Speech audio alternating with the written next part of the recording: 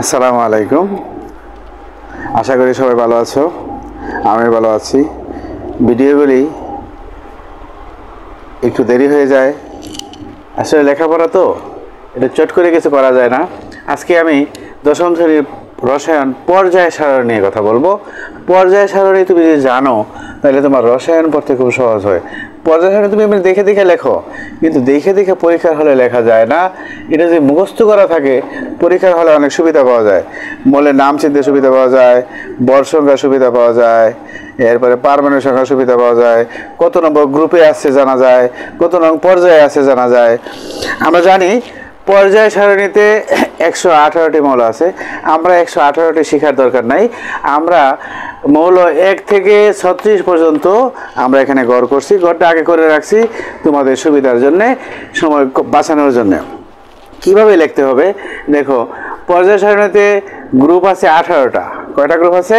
18টা। আমি গ্রুপটি লিখে ফেলি, তোমরা দেখো 1 2 3 4 5 6 7 8 9 10 11 12 13 14 15 16 17 ওই দেখো 18টি খাড়া স্তম্ভ, তার মানে গ্রুপ। আর দেখো পর্যায় আছে 1 2 3 4, বুঝতে পারছো? এখন দেখো আমরা কিভাবে করব। এটা হলো তোমার পর্যায়। আরো 3টা আছে, 3টা লিখি নাই। আমরা এই পর্যন্ত 36 হবে, এই জন্য আর লিখি নাই। কথা বুঝছো? এখানে তুমি লিখতে পারো গ্রুপ পর্যায় লিখতে পারো। এখানে গ্রুপ, এটা হলো পর্যায়, তীর চিহ্ন নিচ দিকে। বুঝতে পারছো? বোঝা যায় না? তো লেখাই তো আছে পর্যায়, তাই না? তোমাদের বই আছে।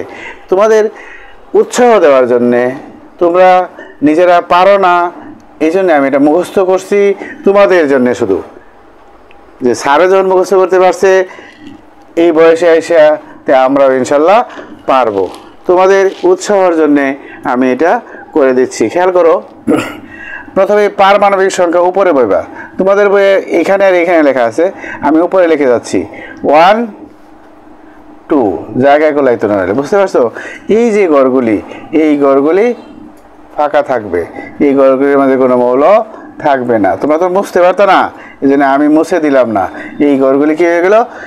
কিছু লিখবো না। এরপরে 3, খেয়াল করো 4 5 শুরু হবে 13 থেকে, এটা মনে রাখবা। এই 13তে তোমরা গুল দিয়ে রাখবা, সুবিধা হবে।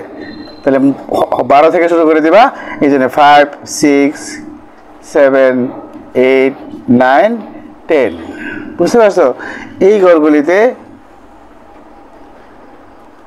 কিছু মৌল থাকবে না, ফাঁকা থাকে এগুলি। বুঝতে পারছো?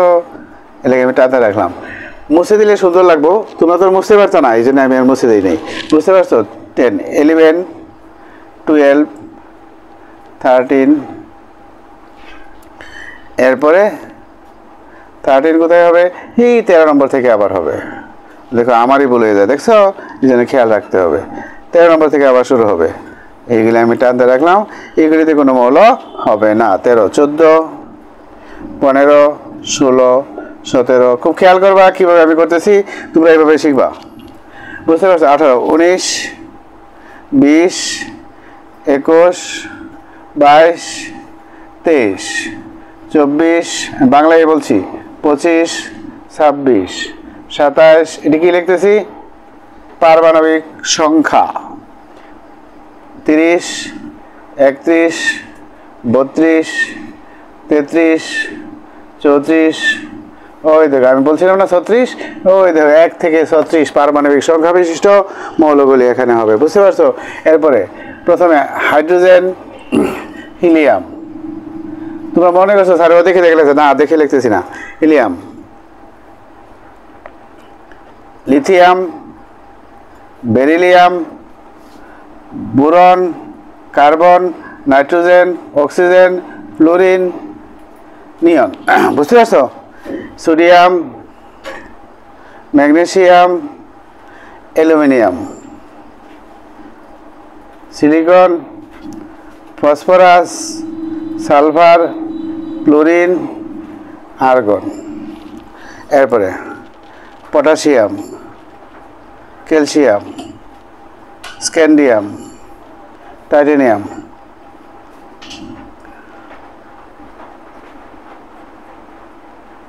কু, কো, জান,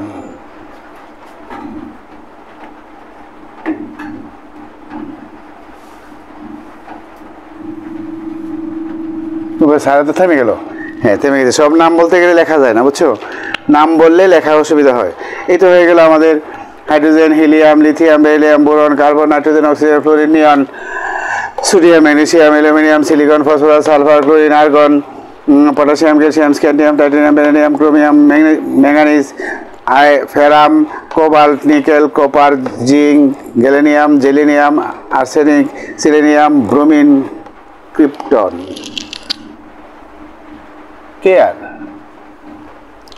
এই হয়ে গেল। এরপরে দেখো ভর সংখ্যা নিচে লিখতেছি। পারমাণবিক ভর, আপেক্ষিক পারমাণবিক ভর যেটা 1, 4, 7, 9, 11, 12, 14, 16, 19, 20, 23, 24, 27, 28, 31, 32, 35.5, 40। এখানে এসে আবার 39 হয়। 39, 40, 45, 48, 51, 52, 55, 56, 58, 59, 63.5, 65, 70, 73, 75, 79, 80, 84। এই পর্যন্ত আমার মতো তুমি যদি মুখস্থ লিখতে পারো তাইলে সুবিধাটা কি হবে, পরীক্ষার হলের শেষ পৃষ্ঠায় গিয়া তুমি এগুলি লিখে রাখতে পারবা। শেষে যে একটা বাধা থাকে তোমাদের পরীক্ষার খাতায়, ওটা কাঠ পেন্সিল দিয়ে এটা তুমি দ্রুত লিখতে পারবা। আমি তো বুঝাই লিখছি, এই জন্য সময় বেশি লাগছে। লিখতে সময় লাগে মাত্র 3 মিনিট, বুঝতে পারছো? আমি বুঝাই লেখার জন্য সময় একটু বেশি চলে গেছে, কথা বলার জন্য সময় বেশি চলে গেছে। আর তোমরা এটা যদি আমি মুখস্থ লিখে দিলাম এই জন্যে, তোমরাও যদি এরকম মুখস্থ করতে পারো পরীক্ষা হলে দেখো গ্রুপ সংখ্যা জানা যায়। দেখো বোরন কত নম্বর গ্রুপে আছে? 13 নম্বর গ্রুপে। কয় নম্বর পর্যায়ে আছে? 2 নম্বর পর্যায়ে আছে। জিঙ্ক কত নম্বর গ্রুপে আছে? 12 নম্বর গ্রুপে। জিঙ্ক কত নম্বর পর্যায়ে আছে? 4 নম্বর পর্যায়ে আছে, বুঝতে পারছো? ক্লোরিন কত নম্বর গ্রুপে আছে? 17 নম্বর। ক্লোরিন কত নম্বর পর্যায়ে আছে? 3 নম্বর পর্যায়ে, বুঝতে পারছো? নিয়ন কত নম্বর গ্রুপে আছে? 18 নম্বর গ্রুপে। নিয়ন কত নম্বর পর্যায়ে আছে? 2 নম্বর পর্যায়ে। দেখছো এখান থেকে অনেক প্রশ্নের উত্তর আমরা পাই। এই জন্যে আশা করি আগামী ক্লাসে তোমরা মুখস্থ করতে পারছো কিনা আমার কমেন্টে জানাইবা। Thank you very much. সবাই ভালো থাকো, সুস্থ থাকো। আল্লাহ হাফেজ।